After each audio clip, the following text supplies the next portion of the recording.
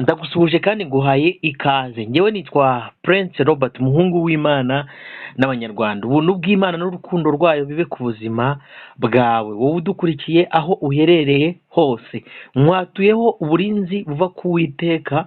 Urukundo rwe rurinda umubiri wawe uhereye mu bworo bw'ikirenge kugera ku musatsi wawe, ntihakazeho umugayo n'umwe, kandi ariko ubugingo bwawe burindwa ndetse n'umwuka wawe. Ikigeretseho ubutunzi Imana yaguhaye buyoborwe nawe. Tubwirukanyemo imbaraga z'abadayimoni mu izina rya Yesu Kristo, amen.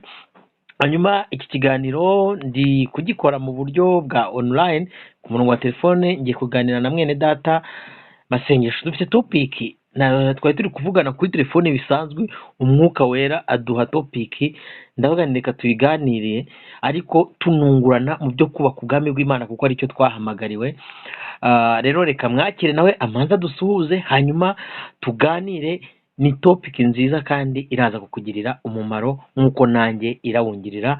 Bibiliya iravuga ngo umuntu wigisha n'uwigishwa bagabanire kungukira ibyo mu bwami bw'Imana. Waramutse neza muvandimwe? Yesu ashimwe cyane, ndabasuje mu izina rya Yesu. Yesu ahimbazwe. Ejo nakoze ikiganiro ndibeshya, ndavuga ngo ni igitare gisumbwa n'amahanga, ni igitare kisungwa n'amahanga. Ubwo rero ko ndagakosoye. Umunyamakuru mwiza ni ukosora ikosa yakoze. Niko kuri. Waramutse ute? Umeze ute? Ndamahoro, mwami Yesu Kristo akomeje kumbera imbaraga, ndashima Kristo muri byose. Icyumweru cyiza ku bantu bose, no kuri wowe n'umuryango wawe. Yego, nanjye mbasabiye umugisha w'Imana kuri wowe n'umuryango wawe n'abantu bose baduteze amatwi. Ukuboko kwiza kw'Imana kube kuri bo, ntibaze gutekereza ko wenda icyumweru twebwe hari ikiganiro nasohoye mu kanya kivuga nyine ku bantu, ko abantu basenga ku cyumweru n'abantu basenga ku isabato gusa babifashe bakabirutisha indi minsi, ariko ku yindi minsi bakaba batajya baba bari kumwe n'Imana, bakibuka Imana ari uko iyo minsi igeze yuko abo bose bazarimbuka kuko ari imbata z'ibibozi. Rero niba tuvuze ngo icyumweru cyiza, ni nk'uko nakubwira uwa mbere mwiza cyangwa uwa kabiri mwiza. Ntibaze gutekereza ko twebwe dufokasinga cyane ku munsi, ngira ngo wenda ako nari nshatse kukavuga kugira ngo abantu bakamenye, ariko urakoze cyane, twese tugubwe neza muri Kristo Yesu. Yego, twe turi mu basengesha umwuka iteka, ntabwo turi mu basenga isabato n'icyumweru. Imana iguha umugisha. Burya no gusobanura uwo uriwe, igihe kirageze ngo tujye tuvuga ibintu bisa natwe. Niko kuri. Hanyuma ninjiye mu kiganiro, nari nsoje kumva ikiganiro wakoze umunsi w'ejo cy'uno mudamu witwa Sani Kungora. Nagiteze amatwi ndacyumva, kimpa inspiration yo kuganira nawe. Tugeze ahantu aho rukomeye, kankoresha iryo jambo, tugeze aho rukomeye. Nivuga ngo aho rukomeye ni hahandi ibintu biba bigeze iwa Ndabaga. Uyu munsi isi yisatuyemo ibice bibiri. Abantu benshi kera twajyaga tuvuga isi y'umwuka ntibayumve, ariko uyu munsi bayumva kubera ko hari isi iyo twita online. Ubundi iyo tuvuze ngo isi ya online, ubundi abantu bajye badukurikira neza, iriya niyo si y'umwuka, aho umuntu yizera ko ari inshuti n'umuntu, abana n'umuntu, bagendana, birwana mu mirimo. Ndashaka kugira ngo twicare tuganire. Donc ntago ndi mukuru wa cyane, ariko sindi na muto gito. Nzi kugereranya inzu ya mbere n'inzu ya kabiri. Nzi kugereranya urusengero rwa mbere n'urusengero rwa kabiri. Nzi kureba agakiza ka mbere n'agakiza k'uyu munsi. Ubwo nimvuga ibi ngibi simvuga agakiza Yesu yazaniye abantu, ndi kuvuga ubuzima bw'abitwa abakijijwe bwahashize n'uyu munsi. Mu minsi yashize abantu bajyaga bicara bagasenga Imana, bakagira imbaraga ziva mu izina rya Yesu ryirukana abadayimoni. Ariko uyu munsi n'abavuga ngo barabirukana, abenshi iyo ukoze ubushakashatsi birukana 7 ariko bahamagara 70. Yego. Masengesho ni iki cyabaye ku bantu uyu munsi bakirinda icyo bita kwirinda ibyaha, usibye ko umuntu adafite ubushobozi bwo kwirinda icyaha bitewe na kamere imurimo. Ni iki cyabaye ku bantu ku buryo umuntu ashobora kuba adasambana, atiba, atagira urugomo, atari umunyarukoni, atari umusinzi, ariko imbaraga yo kuba ubwe ameze nk'ubohesheje imigozi, atanashobora no kwirukana abadayimoni? Bishingiye ku ki? Ikibazo cyanjye ndakiregura kugira ngo uze kugisubiza mu buryo bwagutse. Hari igihe dukora nk'ibiganiro tukavuga ati Marie Jose ni amawevuzi na instalasiyo z'abadayimoni. Abantu bati ibyo nibyo, ugasanga umuntu atinya Marie Jose aho kumenya ko muri we habitsemo ijambo ry'Imana rivuga ngo uri muri twe aruta uri mu bisi. Ni iki cyabayeho mu kwinjira mu buzima bw'uko abantu bashobora kuba hari ibindi bizira bakoze bakaba bakireba amaso yo kubyaha, ariko hari ibintu bashobora kuba barakoze bimeze nk'ibizira? Kuko buriya njya nkunda kubwira abantu muzagerageze mucumure, muzagerageze mugwirirwe n'ibyaha, ariko ntimukemere ko ibizira byinjira mu buzima bwanyu. Nguhaye ikaze. urakoze. ndahera ku kintu usoreje uvuga ngo muzagerageze mucumure. Oya, ntibazagerageze gucumura. icya kinyarwanda nyine kiba kinaniye umuntu wenda kukivuga, ahubwo nibibagwirira bagacumura, bagakora ibyaha, ariko bazirinde gutera iyo ntambwe noneho irenga icyanga ifate mu bizira. naho nashaka kuvuga. Urakoze. Yego cyane rwose, mba nkumva. Icyo navuga ni uko iyo ingabo zirimo zirwana, ariko muri zo hagati umubisha donko ziri kurwanya akoherezamo maneko ye, uko bisa kose icyo gitero zarwanyaga cyangwa se izo mbaraga zakoreshaga zihita zicika cyangwa se zikagabanyuka, bitewe n'uko iyo maneko y'izo ngabo iri gutanga amakuru ku babisha babo nyine. Ukavuga ati niba bazamutse turazamutse, turamanutse turatambitse, dufite ibi, tugiye kubigenza gutya. Rero mu buryo bumwe n'ubundi icyo nashakaga kuvuga ni uko hari ibintu byinshi bishobora gutuma uyu munsi ureba imbaraga z'Imana mu bantu bitwa ko ari ab'Imana ariko ntuzibone. Zimwe muri zo ni uko Satani yakoze uburyo bukomeye bwo kohereza ingabo ze muri ba bantu bamurwanyaga. Ijambo ry'Imana riratubwira ngo Efurayimu yivanze n'andi moko amera imvi z'urutarutaro. Ngo Efurayimu ni nk'inuma y'injiji. Efurayimu yivanze n'andi moko ngo nicyo cyatumye imbaraga zimushiramo. Icya mbere nakubwira ni uko abantu b'iki gihe bitwa ko ari abakristo batakirinda, kubera ko kwirinda byari bimwe muri baze y'imbaraga z'abera. Ariko uyu munsi uvuga ngo ubunaziri bw'abitwaga abakristo bushamikiye mu kwirinda. ni ukuvuga ngo wenda uvuze ubunaziri ukomoza cyangwa se bita nibuka uwo bita Samusoni. Samusoni akiri umunaziri w'Imana atarajya kwa Delila, yari ataramena ibanga na rimwe, habe n'icyaha cyo kubeshya cyari cyakamwinjiyemo. Yego. Ariko uko yizeye imbaraga ze akajya mu Bafilisitiya, ni nako izo mbaraga yari yizeye zagiye zitangira kugabanyuka, zigabanyurwa n'icyaha kitari ngombwa cyo gutangira kubeshya. Abeshya bwa mbere abona ntacyo abaye, agira ngo kubeshya ntacyo bitwaye.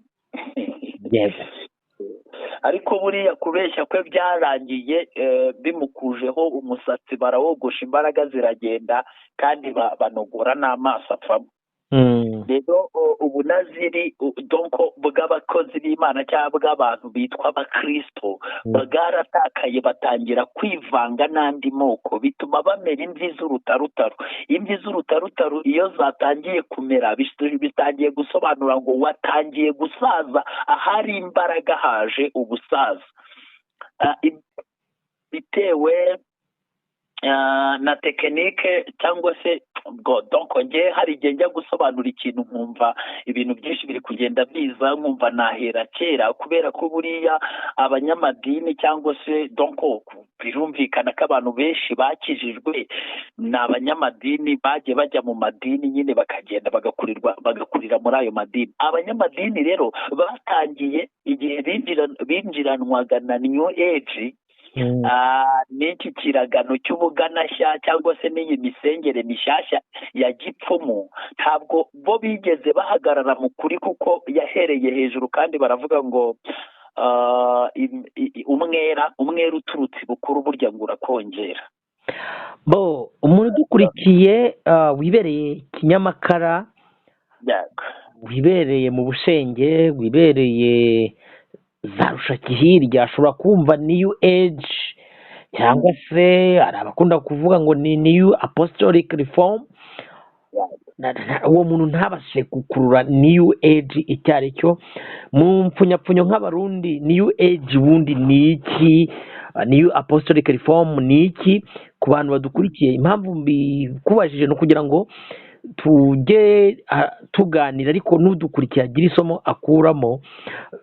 Bivugiye iki? Wenda reka mfashe kuri new apostolic reform. Urabona isi yose uko muyibona igizwe n'imigabane 6. Uyu munsi imigabane igifite imbaraga mu by'umwuka kurusha indi ishobora kuba igifite abantu b'umwimerere, reka nkoresha iryo jambo, kurusha ahandi ni muri Afurika ndetse no na Australia cyangwa se Oceania, sibyo? Kuko Aziya ifite ukuntu yamaze kwijandika mu bintu bya Kundalini, donc mu yindi myuka nyine donc y'ikirere. Amerika yo murabizi imbere nyuma y'uko ivumburwa Kiliziya Gatolika rwose ya deployinze y'intwaro. Abanyaburayi bo abantu badukurikiye murabizi. Hanyuma uru rusobe rwo kuza muri bataye y'urugamba bakinjiramo, bamara kwinjiramo uhereye kwa ba Constantine ukaza ukageza n'uyu munsi bakinjiramo. Donc iyo tuvuze ngo new age kuri wowe ni iki, kugira ngo nanisobanure ni apostolic reform, kugira ngo abantu bumve kuvuka kw'abadivantiste bazajya bajya gukora ubushakashatsi ku kuvuka kw'abahamya ba Yehova, irivuka ry'abamormo, irivuka ry'ama eglise akomeye kugera no ku rwego noneho no muri Afurika iwacu tugenda twakira abandi bantu bakaza gukora amatsinda akomeye afite abantu bashobora kuba bari paralele no gusimbura Yesu, cyangwa se mbere yuko bareba Yesu bakarebera mu muntu wabo mukuru.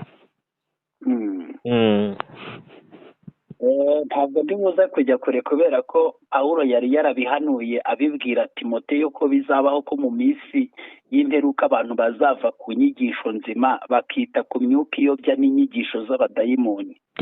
Mu buryo bworoshye rero ntabwo ndi buze gusobanura cyane, ariko new age navuga ngo ni ikiragano cy'ubuganashya cyangwa se ni icyiciro Satani yatangije gishya cy'abantu badakunda ukuri, badakunda gutegereza imbaraga z'Imana, z'abantu baje kugira ngo basohoze, cyangwa se navuga ngo ni isohora ry'iryo jambo narimvuze ry'abantu badakunda ukuri ahubwo bitaye ku myuka iyobya, bahisemo kwicunguza ikibi ndetse basenga ibintu byabo bisa nko gusenga ariko birimo ibintu bita imiterekero y'abapfumu.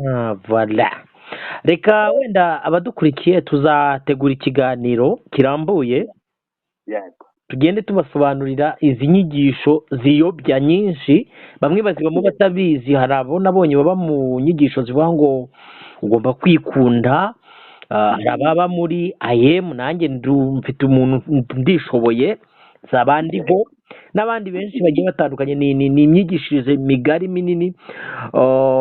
Hari itorero rimwe Yohana yandikiye avuga ati mfite ikintu nkurega nuko ukurikiza inyigisho z'abanikolaiiti, nuko wakurikiye za nyigisho za wa mugore ngo ni Yezebeli.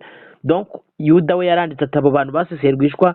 Ndashaka noneho kwicara uyu munsi twinjira mu kiganiro cyacu urakoze kudusobanurira wahuranije. Ni abantu bafite inyigisho zidashamikiye ku kuri kw'ijambo ry'Imana ariko zifite ishusho, icyo bita ishusho ariko imbaraga zihakana kwera. yego Uyu munsi ni iki cyabaye ku buryo abantu batakirukana abadayimoni? Ni iki cyabaye ku buryo abantu batagifite imbaraga zo gusenga, kumva afite ibihe byiza byo gusenga? Ni iki cyabaye gishobora kuba cyatuma abantu donc baba mu buzima bw'imiziki, guceza, sinzi niba ibyo bintu ubona byitwa gusenga atari ugusenga by'ukuri mu mwuka. nibyo nari nshatse kuvugaho, nubwo nyine kubera iminota mikeya dufite nyine turi kuvuga twahuranije tukirinda kwinjira mu bintu byinshi. Wenda tuzagira igihe tubisobanura, ariko igihe satani yatangizaga izo nsengero zimeze gutyo z'abantu badakunda ukuri ahubwo bicunguza ikibi, ndetse ariko bakaba bitwikiriye umwambaro wo gusenga no gukizwa, abo bantu bagahabwa imbaraga na satani. Harimo aba bagiye kuwucisha imbaraga no kugira ibiki byose, bakazana iyo mihango ya gipfumu mu rusengero, iyi myunyu, ukaba usenga ariko ngo ugakoresha n'imyunyu yo mu nyanja, ukaba usenga ariko ngo ukazana amavuta yerayo ngo bakayasengera, ngo ugasengera ubutaka bw'aho umuntu yakandagiye, n'ibindi byose. Ibyo nyine ni ibintu byazanywe n'iyi myumvire ya New Age. Rero ba bana b'Imana ntabwo babashije kumenya yuko binjiriwe ngo barinde ubusugire bwabo nk'abantu bari barahamagawe n'Imana, bari bafite n'imbaraga zabo, ariko icyo ni igitero gikomeye bagabweho. Noneho bivanga n'andi moko yabo ba New Age nyine, bakabatumira bakajyayo, bakababwira ati muze natwe tubatumire. Bamwe bajya ku dutute twabo, imbaraga zabo bazimariramo aho ngaho, abandi bajya mu birori byabo, abandi imbaraga zabo bazimariramo aho ngaho. Ni ukuvuga ngo icya mbere nari mvuze ni uko bivanze n'andi moko. Icya kabiri, nkurikije uko mwumvishe, reka nkoreshe ijambo ryahuranije nanone, ikigaragara habayeho isangira, yego, n'isuhuzanya. Kankoresha iryo jambo, abadukurikiye mwumvire mu mwuka, sibyo? Kwivanga ni ikintu kinini, Roba. Yego, kwivanga harimo gushakana.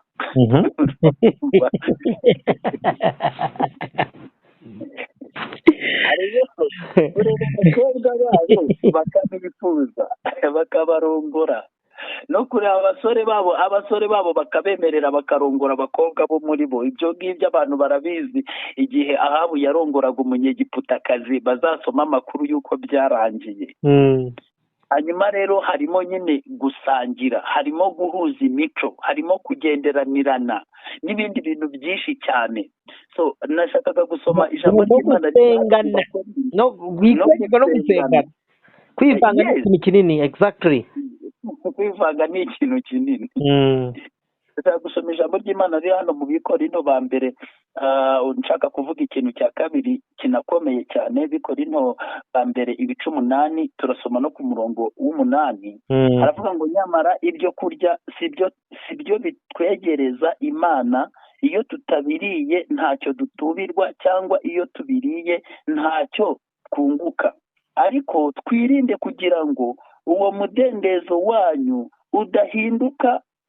udahindukira abadakomeye igisitaza na hato. Kuko umuntu nakubona wowe ujijutse wicaye urira mu ngoro y'ikigirwamana, mbese ibyo ntibizatera umutima we udakomeye guhangara kurya ibiterekerejwe ibigirwamana? Maze udakomeye akaba arimbuwe no kujijuka kwawe, kandi ari we mwene data Kristo yapfiriye. Ni ukuvuga ngo ibintu byitwa kurya inyama z'ibitere cyangwa se ibintu biterekerejwe ibigirwamana, abantu abakristo donko twemerewe kwicara ahantu aho ariho hose, kuko dufite ubudahangarwa muri twebwe duhabwa n'ijambo ry'Imana ry'uko niturya ikintu cyica ntacyo kizadutwara. Twemerewe kubana n'abapagane mu gihe twaba, ariko ndavuga ku bantu baba bageze ku rwego rushyitse rw'igihagararo cya Kristo. Twemerewe kubana nabo ntibagire icyo badutwara, ariko hari akantu kagobetsemo kitwa kurya ibiterekerejwe ibigirwamana. Babyita kurya intonorano cyangwa se kurya intonorano. imwe mu bintu baramu yagiriyemo inama, baramu yaramubwiye ati bari abantu intare ya Yudi barimo, ntabwo bavuma iriya ntare iki barimo, wowe genda urebe uburyo uyibakuramo. haramwatse ndabigenza gute? icya mbere, genda ubatumire mu birori, ubagaburire ibyo kurya biterekerejwe ibigirwamana, kuko icyo ni ikizira mu mibiri yabo. nibyinjiramo ziriya mbaraga zo gusenga no kwiyumvira iby'agakiza no gukiranuka biraza kubavamo.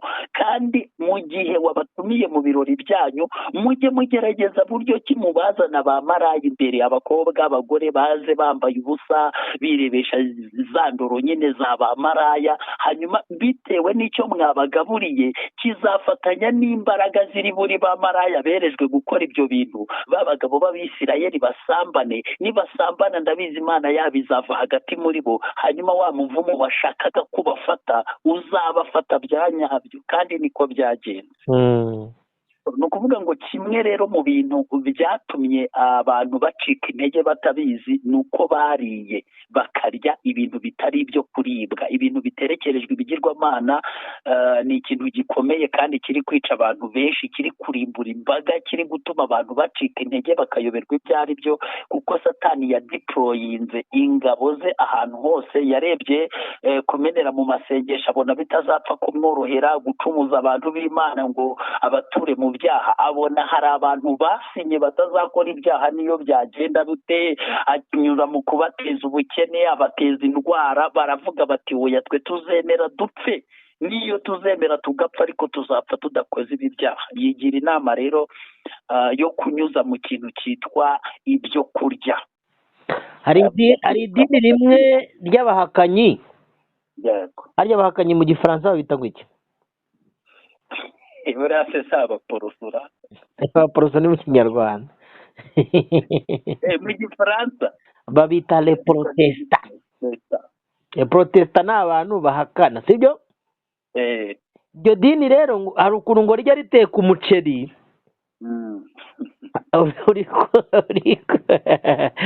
rigahamagara abapene n'abandi bose, sibyo? yego. kagatire muze dusangire nta kibazo.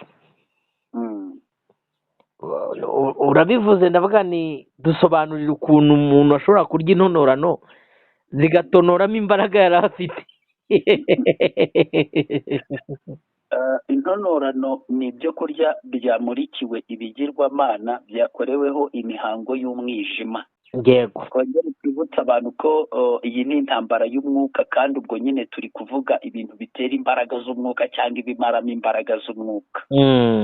iyo barangije gukoreraho iriya mihango y'umwijima no kubitongera, iyo byinjiye muri wowe ni wa mwuka uba winjiye muri wowe. ahantu hose nari mvuze ngo Satani yahashyize abajenti be mu maresitora, aho tujya kurira, mu bacuruzi, aho tujya kuhahira, mu bagurisha imyenda. buriya hari abantu benshi, ngira ngo abantu b'iki gihe barabizi ko abantu benshi bajya kugura cyangwa se gushaka imiti mu bapfumu yo kugira ngo bazajye bacuruza. hari ibiti ngo bitaga imihurura, hari ibindi bintu noneho byo mu isi y'umwijima birengeje, kuko bya biti by'ibyatsi biri kugenda bita agaciro, kuko Satani yazanye ubundi buryo bukomeye. urumva nk'abo bantu wari ukomojeho ngo bajya bashobora gufata nk'umurambo w'umuntu bakawoza, barangiza kuwoza amazi yawo aho kugira ngo bayamene bakabika, barangiza nyine bakazakoresha muri ubwo byo biryo byabo bateka mu maresitora. ati nk'uko abantu batongera, ati nk'uko abantu bahururira imirambo ariko bazahururira ibi byo kurya. iyo uriye byanga bikunda uba ubaye konekite n'imyuka mibi ya wa muntu aho bamushyinguye mu marimbi, ndetse n'indi myuka abahaye ibyo uriye. ibyo biba bimeze nk'ibishinze umunara muri wowe w'imyuka mibi, ku buryo ahantu imyuka mibi izaba iri hose izajya ishobora kugukonekita ikakubona, cyangwa se kugukurura ikakubona. hanyuma isi ya wevu rwose aho ngaho umeze nka kumwe radiyo iyo ikuruye antene rwose runaka washyize ku murongo runaka, aho biba bigenda. aho biba bigenda. ni ukuvuga ngo rero donko uzajya kumva urugero, ujye kumva abantu bahururira nk'ahantu ngo kwa runaka ngo niho bagira capati ziryoshye, umuntu agatega nk'imodoka akajyayo, ngo kwa runaka niho bateka umuceri uryoshye, akaba yafata imodoka agategesha n'itiki akajya aho hantu. Ntabwo ari imbaraga ze, nta nubwo ari uko aba agiye, si imbaraga z'uriya muceri, ahubwo ni imbaraga zikiri mu muceri.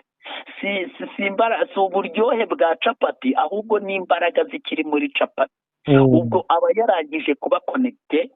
Muzabyumva nk'ubu ngubu hanze aha ngaha tuzi ngo hari abantu ngo bazi guteka ibi n'ibi biryoshye, ngo aba n'aba nibo bateka ibi biryoshye, nanze kubakomozaho cyane. yego yabihorere kuko buriya tazica bizinesi z'abandi wamuntu.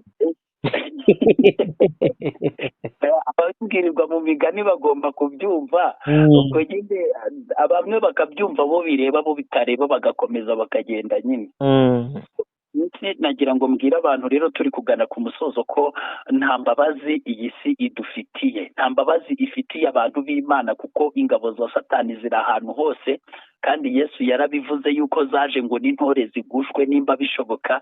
Ikintu kizagusha intore rero ntiwayigusha mu cyaha ngo byemere, kuko niyo wayigusha mu cyaha yabi izi ko ifite umurengezi ari we Yesu Kristo agomba guhita amutabaza. Ariko iyo umuntu yariye ibyo bintu biterekerejwe, yambaye iyo myenda yabo, hari abantu bagura imyenda ntibayisengere kandi yarakoreweho imihango y'umwijima bagapfa kwambara. Hari abantu bajya kugura ibyo kurya bagapfa kurya batabisengeye, abandi bagira ngo isoni zo gusengera ikintu baguze bari mu nzira cyangwa se bari muri resitora, akagira isoni zo gusenga ngo abihumanuza amaraso ya Yesu, kuko nibwo buzima twisanzemo. Ubundi nta n'umukristo wari ukwiriye kujya aba mu buzima bwo kurya mu maresitora n'ahandi, ariko ibyo bintu bibahamagarira kujya kurya muri izo resitora mukahakunda. Hari n'abantu ubu batakirya mu rugo kubera iyo mitongero yabo yabakuruye. Bene uwo muntu rero ntashobora kugira imbaraga. Iyo minara y'abadayimoni bagenda bishyira mu mubiri niyo yabahumanije, ubwiza bw'Imana bubavamo. kandi n'ibyo witekeye mu rugo kuko utazi uwo mwabiguze n'umurima wabihinzeho. Hari ibintu ubu ngubu murabizi basigaye bahingira ku miti, bakagisarurira ku miti, bakagurishiriza ku miti. Nawe ibaza ibyo bintu byose, simvuga imiti bateramo yo kwica udukoko, ndavuga imiti yo mu bapfumu. Ibyo bintu byose n'ubifata ukabishyira muri wowe. babyita inzaratsi. Inzaratsi ntabwo ari inzaratsi, kuko inzaratsi nizo batsirikisha abantu, abagabo n'abagore, nizo batanga kugira ngo wenda bakundane bagire ibiki. Ntabwo ibyo bacururizaho babyita inzaratsi, babyita ikindi. Ntabwo mbizi ibi. Ntabwo spirituality nayo ni nini ubwayo, kuko urumva nk'ubu hari abantu bashobora kuba badukurikira atakubundi musoma ijambo ry'Imana cyangwa mamuza kwivugira gusa ko Yesu yavuze ngo ikijya mu nda nta kintu gitwara, ngo ikivamo aricyo cyica. Nyine wowe uba uri kurya icyavuye mu kanwa k'umuntu. ntabwo icyo ikibazo udongo uba uri kurya ibyawe, donko ni nkaho uba uri kurya imyuka mibi, ntabwo uba uri kurya ibiryo. Ibiryo nibyo bitagira icyo bitwara, ibiryo nibyo bitagira icyo bitwara. Ariko Yesu mu bimwe babwiwe kwirinda, Abisirayeli n'abanyamahanga babwiwe kwirinda inyama ziterekerejwe, kuko ibyo bintu ni ibintu bibi. Icya kabiri twibukiranye, usibye ko abantu banabyiyitirira, ntabwo tuba turi ku rwego rumwe mu mwuka. Rero ubwo tutari ku rwego rumwe mu mwuka, hari abantu bakiri impinja bagomba kurindwa ibyo bintu, kuko batari bagera ku rwego rushyitse imibiri yabo cyangwa ubugingo bwabo bushobora kuresisita ibyo bintu. Ibyo bintu rero iyo niho twavuze by'umudendezo w'abana b'Imana. Umudendezo wa Pawulo ntabwo ari w'abariya Bakorinto bari kubwirizwa hasi, kuko bo baracyakeneye kugaburirwa amata. Niyo mpamvu kwirinda ari ikintu gikomeye cyane, burya ngo kwirinda biruta kwivuza. Wenda rero njyewe turi gusoza nababwiye ibintu bibiri bikomeye. Ikintu cyitwa kwivanga. Iyo wivanze nyine n'ibyo abandi bakora nawe urabikora. Twagiye tubona baby shower na za bride shower na za anniversaire zitangiye kubera mu nsengero biturutse mu ba new age na ba bantu bose batangira kugenda babyivangamo batazi icyo bisobanuye n'umwuka ubiherekeje. Ubu ngira ngo umupasiteri badatunguriye ku ruhimbi ngo bamukubite impano yari ari kubwiriza ijambo ry'Imana barihagarike, bamukubite gato, bazane gato na ya mabuje yose yaka bamuturikirizeho bya bintu. Ubwo ngubwo ngo ntabwo aba ari umushumba uyoboye abantu, nyine barabyikiriza babijyamo. Abantu babona uburyo imihumanire yo mu bukwe, ubukwe buragenda burahumana. Kwa kundi umukristo yajyaga mu bukwe yibombaritse yaririnze, ibintu byose barabyeza barahumanura, kubera kugenda bivanga n'abandi bantu babikora. Ibintu byose ngira ngo iyo urebye uyu munsi kugira ngo uzamenye ngo uyu mukristo arakijijwe uriya n'umupagane biragora, kuko abantu basigaye barivanze n'andi moko, basigaye bambara nka za maraya, ku buryo ureba umugabo ukijijwe n'udakijijwe ukananirwa kubatandukanya. Umugore witwa ko akijijwe imyambarire y'imyisigire y'imimerere ye ukabona ntahitaniye n'iya maraya utega. Barivanga, ikintu cyitwa kwivanga mu buryo bwo gusenga, ukabona abantu babicaranye na bariya ngo bose ngo ni abantu b'Imana, ngo bari gusenga bose ni bene Aburahamu, mu mujyi wa antikristo wo guhuza idini rimwe. Abakristo bakomeza kubirebera bakavuga ngo biriya ntacyo bitwaye, ngo dupfa kuba hari icyo twamenye. Ariko icyo bamenye, icyo batazi nuko kiri kugenda gicika intege muri bo, ndetse kikaba kigeze ku rwego batagishoboye kuba banabigarura inyuma, kubera ko barangije gushingwamo iminara. Nituvuga ikintu cyitwa gushingwamo iminara y'abadayimoni, abantu benshi bagendana amawevuzi cyangwa iminara y'abadayimoni na rezo zabo, ku buryo aho bari hose. Niyo mpamvu basigaye barara barota nabi, bagira ibiki. Umuntu yajya gusenga kubera ibyo wiriwe urya, kubera abantu mwiriranwe, ntuzi imbaraga bafite, abo mugendana wita inshuti, ntuzi ko barara mu marimbi, barara bakora ibiki. Waza gutaha ukumva wakamutse, wajya gusenga ukumva wapi, isengesho warizamura ukumva waryama ukamera nk'uwapfuye, ukaza kubyuka nta gatege, ukagenda uko nguko ukajya kurya ibindi ugashyiramo. So ni ukuvuga ngo ni ibintu byinshi byagiye bituma ibyo urya, abo wirirwana nabo, ukwivanga kwawe, kutamenya kwirinda, kutabonera Imana umwanya ngo ugibwire yongere ikuderivare. Abantu ngo bakizera nyine bya bintu by'aba new age, ngo nzagenda bankorere deliverance, ngo hariya ngo ibi n'ibi bimveho, kumbi bari kugushyiramo indi myuka mibi nk'uko waje kubikomozaho. So ni ukuvuga ngo ni ibintu byinshi cyane byagiye bihumanya abantu, ariko cyane ni ukutagira amakenga byabiteye no kutirinda. Ariko ngo mu bihugu by'i Burayi no muri Amerika abantu bararibwa kakahava. Kimwe mu bintu Satani yakoze kugira ngo abantu bahumane cyane, ni uko yagiye afata inyama z'abantu, noneho rero akigisha donko, bakigisha abantu kurya abandi bantu mu buryo bugiye butandukanye, yaba amaraso y'umuntu, yaba inyama z'umuntu, bakaba bashobora kuzivanga n'iz'amatungo, cyangwa bakazikoresha nka produit bari kugenda zimwe bazikoramo ibirungo, twebwe twivundira ibirungo, izindi bazivanga, wenda bashobora gufata nk'inyama z'amafi bakazivanga n'inyama z'abantu, bakohereza abantu ngo barye.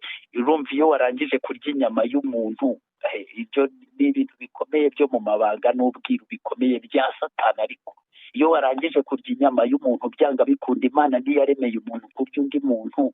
Iyo barangije kukugaburira inyama za mugenzi wawe, uko bisa kose hari uguhumana gukomeye kuba kwinjiye muri wowe. Byasabaga ko nabura wakabaye ufite ayo makuru kugira ngo wikuremo izo mbaraga. None iyo uri kureba abantu batinyuka kwicana, ukabona kugira ngo umuntu yice umuntu bisigaye bimeze nk'aho yakandagira ubushishi nta n'icyo bimubwiye.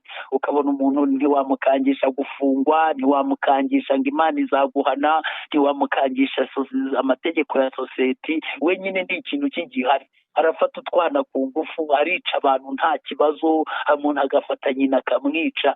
Ibyo byose uko guhumana kugira ngo umuntu agere ku rwego atakaza bwabo umuntu Imana yamuremanye, yinjirwemo n'ikindi kintu. Ntabwo bikorwa mu kintu kimwe, bikorwa n'ibyo abona, bikorwa n'ibyo anywa, cyangwa arya, bikorwa n'ibimuzengurutse, bikorwa n'imitongero yo mu isi y'umwijima, bigakorwa no mu nzozi. Hari igice cy'inzozi gihumanya abantu batajya bakunda kwitaho, abantu bakagufata bakarara bagukorera ibintu mu nzozi, wabyukaho kugira ngo banze wihumanuze amaraso ya Yesu, ahubwo ukabyuka ugenda ngo nyine byari inzozi. Ariko biriya bintu, inzozi z'ubu zisigaye ari ibintu biri riyere, uba uri gusinyana n'imbaraga z'umwijima, uba uri gukorerwaho iriya mihango bya nyabyo.